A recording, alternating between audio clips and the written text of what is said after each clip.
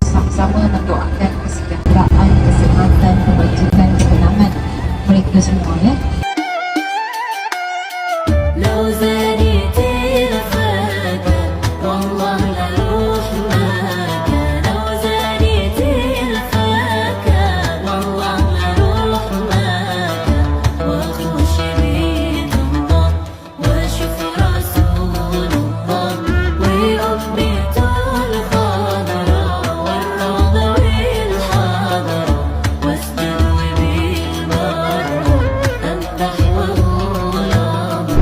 Alhamdulillah, pastinya bersyukur kepada Allah, kita dah jadikan budaya kita ketika berada di Tanah Suci, walaupun cabaran demi cabaran, kesusahan demi kesusahan kita hadapi, Alhamdulillah, sehingga hari ini kita masih boleh senyum, jumpa, tengok muka semua ceria, macam hidup ni tak ada masalah.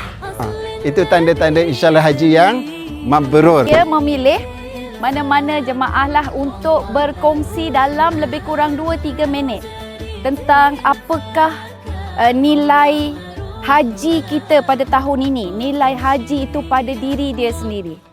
Assalamualaikum warahmatullahi wabarakatuh. Terima kasih. Waalaikumsalam. Ustazah, terima kasih semua. Terima kasih Ustaz.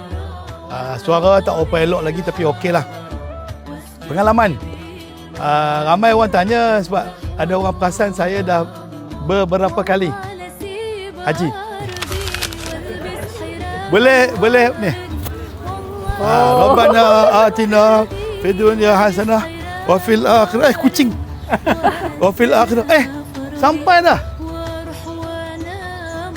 Rukun yang mana ni? Tak ada ni. Sampai dah dengan apa Hajar Aswad.